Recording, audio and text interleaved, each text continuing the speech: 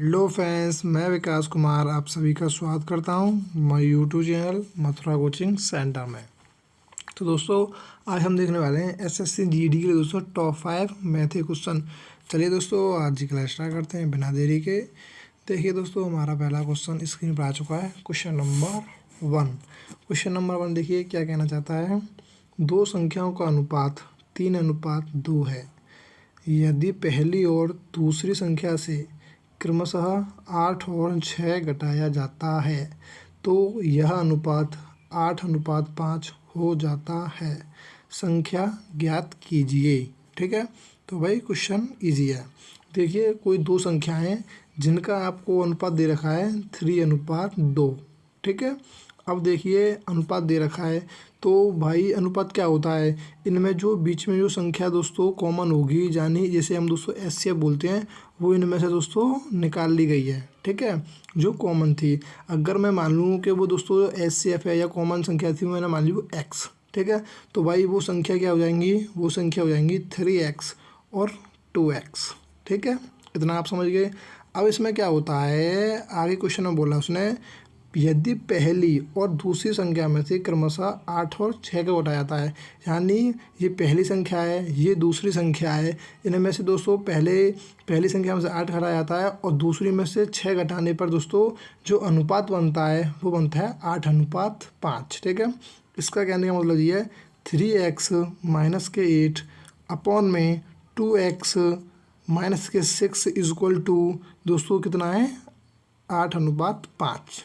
ठीक है, तो यहाँ से हमें दोस्तों क्या है, x की वैल्यू निकालनी है। हमें x की वैल्यू निकालने के बाद दोस्तों हम क्या करेंगे, जो हमारी संख्या है, ये पहली संख्या है और जो दूसरी संख्या है, इसमें हम x की वैल्यू पुट कर देंगे, जो कि हमारा आंसर होगा। चलिए निकाल लेते हैं हम वैल्यूओं को। अब देखिए यहाँ से हो जाएगा, क्रॉस मल्टीपल कर देंगे इसमें, यहाँ से हो जाएगा 15x माइनस के 8×5 इक्वल टू हो जाएगा 8×2 16x माइनस के 48। ठीक है, तो जब हम इसको कैलकुलेशन को हल करेंगे तो हमारा x इक्वल टू कितना आ जाएगा भाई, वो आ जाएगा हमारा 8। ठीक है, यदि मैं दोस्तों इसमें इस पहली संख्या में x की वैल्यू रखता हूँ तो वो आ जाएगी हमारी 24, और इसमें दूसरी संख्या में x की वैल्यू रखता हूँ तो वो आ जाएगी हमारी 16। ठीक है, देखिए जो संख्या होंगी वो रही होंगी 24 और 16, यानी option number B correct answer. Next question देखते हैं, क्वेश्चन नंबर 2 देखिए, काफ़ी इम्पोर्टेंट क्वेश्चन है। देखिए, ₹6250 की धनराशि पर 12% वार्षिक साधारण ब्याज की दर से 3 वर्ष में प्राप्त होने वाला ब्याज ज्ञात कीजिए। ठीक है, तो भाई मैंने कई बार आपको बताया है। ठीक है, जो भाई सिंपल इंटरेस्ट होती है वो क्या होती है, सिंपल इंटरेस्ट होती है, हमेशा ध्यान रखना, जो रेट ऑफ होता है यानी दर होती है, दर और दोस्तों समय का मल्टीपल होती है। ठीक है, तो भाई क्या हो जाएगा, हमारे यहाँ पर भाई दर दे रखी है 12% और यहाँ पर समय दे रखा है 3 वर्ष, तो इनका मल्टीपल करेंगे तो कितना हो जाएगा 12×3 = 36, ये हो जाएंगे 36%। ठीक है, तो हमें भाई कुछ नहीं है, हमें साधारण ब्याज निकालने के लिए क्या करना है, जो मूलधन दे रखा है आपको 6250, इसका मैं दोस्तों 36% निकालने वाला हूँ, वही हमारा क्या होगा, साधारण ब्याज होता है। ठीक है, कोई फार्मूला नहीं होता है। ठीक है, तो यहाँ से क्या हो जाएगा, 4 यहाँ से कट जाएगा भाई, 4 नाम 36, 4 से कट जाएगा 25 बार, और 25 से भाई कितनी बार कट जाएगा 625, ये कट जाएगा 25 बार। ठीक है, पीछे 0 है तो 0 यहाँ लगा देते हैं, तो 25 नंबर कितने होते हैं, ये होते हैं आपके 2250। ठीक है ना, यानी कि जो हमारी साधारण ब्याज होगी वो होने वाली आपकी ऑप्शन नंबर ए 2250। ठीक है फ्रेंड्स, नेक्स्ट क्वेश्चन देख लेते हैं, क्वेश्चन नंबर 3।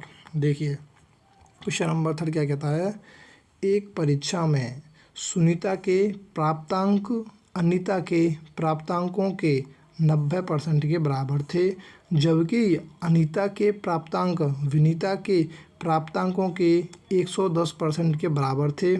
यदि परीक्षा में सुनीता के प्राप्तांक 198 थे तो विनीता के प्राप्तांक ज्ञात कीजिए। ठीक है, तो भाई क्वेश्चन ईजी है, क्वेश्चन को पहले आपको समझना होगा।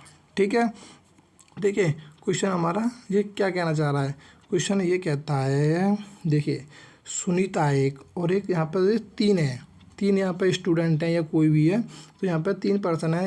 इस एक का नाम है दोस्तों, किसका नाम है, एक का नाम दोस्तों सुनीता है और एक का नाम अनीता है, एक का नाम विनीता है। तो यहाँ पर क्वेश्चन में दोस्तों पहली लाइन में क्या बोलता है, देखिए सुनीता के जो प्राप्तांक अंक हैं अनीता के प्राप्तांक अंक के 90% के बराबर थे। तो मान लीजिए सुनीता को इतने मिले हैं, एस मान लेते हैं, मतलब उनके नाम से सुनीता को मिले हैं दोस्तों एस, और विनीता को मिले हैं जो कि अनीता को ए मिले हैं, और विनीता को कितने मिले हैं, वी मिले हैं। तो भाई उसने बोला है जो सुनीता के प्राप्तांक अंक हैं वो दोस्तों अनीता के 90% के बराबर हैं, ठीक है। तो मैं कर दूंगा 90% इस प्रकार से, ठीक है। सुनीता के जो प्राप्तांक हैं वो दोस्तों किसके बराबर हैं, अनीता के प्राप्तांक के बराबर। तो जो हो जाएगा एस इजक्वल टू यहाँ हो जाएगा ए इंटू 90%। अब आगे उसने क्या बोला है, जो अनीता के प्राप्तांक अंक हैं वो विनीता के प्राप्तांक के 110% के बराबर हैं, ठीक है। तो यहाँ क्या हो जाएगा A is equal to V into 110%। V का मतलब यहाँ अनीता है, विनीता है, ए का मतलब अनीता है, ठीक है। अब देखिए क्वेश्चन में क्या बोलता है, जो सुनीता के प्राप्तांक हैं वो 198 हैं, ठीक है भाई। सुनीता के हमें भाई प्राप्तांक कितने दे रखे हैं, वो दे रखे हैं 198। तो अभी बताइए मैं यहाँ अगर 198 की वैल्यू पुट करूँ, ठीक है, यदि मैं सुनीता के अंकों की वैल्यू पुट करता हूँ तो यहाँ क्या हो जाएगा 198 इजक्वल टू ए इंटू 90%। तो यहाँ से भाई मुझे किसके अंक प्राप्त होंगे, यहाँ से होंगे मुझे अनीता के। तो मैं यहाँ से मैं कैलकुलेट करूँगा भाई, ठीक है। तो भाई यहाँ से आप कैलकुलेट करोगे 90% है ना, तो इस परसेंट को मैं जब हटाऊँगा तो अपॉन में क्या कर दूँगा 100, इस प्रकार से। इस जीरो से ये जीरो कट जाएगी और इधर से दोस्तों कितनी बार कट जाएगा, ये कट जाएगा आपका 22 बार, ठीक है। तो दोस्तों अनीता के अंक हैं वो हैं भाई कितने 220, ठीक है। इतना समझ पा रही हो या नहीं, ठीक है भाई। आप ऐसे भी कर सकते हो भाई, यहाँ से रेशियो निकाल के भी आप कर सकते हो, ठीक है। मैं आपको डायरेक्ट बता रहा हूँ, यहाँ से अगर तुम दोस्तों तीनों के रेशियो निकाल लोगे फिर भी हो जाएगा, ठीक है। तो मैं आपको यहाँ डायरेक्ट बता रहा हूँ, ठीक है, क्योंकि दोस्तों कंपटीशन में आपको समय बचाना है, ओके। तो यहाँ से हो जाएगा अनीता के हो गए 220। अब उसने क्या है अनीता के, अगर मैं अनीता की वैल्यू पुट कर देता हूँ तो भाई मुझे विनीता के अंक मिल जाएंगे, और उसने विनीता के पूछा है, ठीक है। तो मैं यहाँ करता हूँ, देखिए अनीता के यहाँ पे 220 लिख दूँगा equal to V into 110 upon में 100। सो इस जीरो से जीरो कट जाएगी, 11 से भाई कितनी बार कट जाएगा, ये कट जाएगा 11 दूनी 22 यानी 20 बार, और दोस्तों यहाँ अपॉन में 10 है, तो क्रॉस में क्या हो जाएगा भाई, ये हो जाएंगे 200, यानी वी इक्वल टू कितने हो जाएंगे 200, यानी वी का मतलब विनीता। विनीता के जो प्राप्तांक अंक हैं वो होने वाले हैं ऑप्शन नंबर ए 200, ठीक है। तो क्वेश्चन भाई इजी था, आप कैसे भी कर सकते हो, आप रेशियो मेथड भी निकाल सकते हो, यहाँ से आप रेशियो निकाल सकते हो। जब रेशियो आप तीनों के निकालोगे तो भाई सुनीता की वैल्यू इतनी है तो वो किसका कितना मल्टीपल है, तो इस प्रकार से आप निकाल सकते हो, ठीक है। क्वेश्चन को भाई एक क्वेश्चन को कई तरीके होते हैं करने के, आपको समझ में आना चाहिए कैसे करना है, ठीक है। तो उस जो मेथड है रेशियो वाला उससे आपको टाइम लग सकता है, तो आप मेरा मानना है कि इससे मैंने आपको समझा है, इसे समझने की कोशिश कर रहे हैं, ठीक है। नेक्स्ट क्वेश्चन देख लेते हैं। देखिए नेक्स्ट क्वेश्चन हमारा क्या कहना चाहता है, देखिए एक वस्तु की बिक्री पर आरंभिक प्रतिशत लाभ 74% था, यदि वस्तु का क्रय मूल्य 50% बढ़ जाता है लेकिन विक्रय मूल्य वही रहता है तो नया प्रतिशत लाभ ज्ञात कीजिए, ठीक है। तो भाई ये क्वेश्चन क्या कहना चाहता है, पहले क्वेश्चन को आपको समझना जरूरी है। एक वस्तु की बिक्री पर उसको दोस्तों क्या होता है 74% लाभ होता है पहले आरंभिक में, ठीक है। जैसे कि अगर आप बताइए 100 की कोई चीज़ है, ठीक है, अगर आप दोस्तों उस पर 74% का लाभ ले रहे हो तो भाई क्या आप उसको 174 में बेच दोगे, ठीक है। कोई भी चीज़ अगर आपने 100 रुपये में ख़रीदी, मुझे भाई इस पर 74% का लाभ चाहिए, तो मैं क्या करूँगा भाई उसे कितने में बेचूँगा 174 में, ठीक है। ये हो गया हमारा CP, ये हो गया हमारा SP, ठीक है भाई।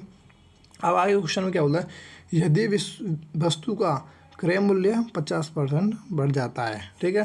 पहले जो था दोस्तों हमारा CP यानी क्रय मूल्य वो था 100, अब कितना हो जाता है दोस्तों 50% बढ़ जाता है, यानी 100 से दोस्तों अब कितना हो जाता है, वो हो जाता है 150, ठीक है। अब उसने क्वेश्चन में क्या बोला है, लेकिन विक्रय मूल्य वही रहता है, ठीक है। पहले कोई चीज़ 100 की थी वो हमने 176 में बेच दी, हमें यहाँ लाभ हो गया 74% का, ठीक है। अब दोस्तों जो क्रय मूल्य है, अब हम जो खरीद के लाए उसे 150 रुपये में लाएँ, अब भी हमने दोस्तों कितने बेची है, वो बेची हमने 174 में, ठीक है। तो उसने ये पूछा है तो नया प्रतिशत लाभ ज्ञात कीजिए। अब आप जो बताइए 150 की चीज़ आपने 174 में बेच दी तो भाई लाभ कितने का हुआ, आपको लाभ हुआ 24 रुपये का। ठीक है। तो मैंने आपको कई बार अभी बताया है जो लाभ जो हानि होती है वो जो कैलकुलेट होती है हमेशा सीपी पर होती है, ना कि एसपी पर। तो भाई वो पूछ रहा लाभ प्रतिशत, तो जो 24 है वो 150 का कितना परसेंट है या प्रतिशत है जो भी है। ठीक है। यहाँ से आप कैलकुलेट करो 0 से 0। ठीक है। तो यहाँ से क्या हो जाएगा 5 15 यहाँ से। ठीक है। 5 15 8 24 और 5 दूनी 10, यानी कि उसको दोस्तों अब 16% ही लाभ हो रहा है। Option number B correct answer. ठीक है फ्रेंड्स, लास्ट क्वेश्चन देख लेते हैं। ये दोस्तों हमारा टॉप 5 लास्ट क्वेश्चन। ठीक है, जो कि दोस्तों जी तुम्हारा होमवर्क में होने वाला है। ठीक है भाई, ये क्वेश्चन आपका होमवर्क के लिए और अपना कमेंट में इस क्वेश्चन का आंसर देना। ठीक है। चलिए दोस्तों, आज की क्लास यहीं समाप्त करते हैं। वीडियो अच्छी हो तो लाइक करना और चैनल को सब्सक्राइब करना। Okay bye.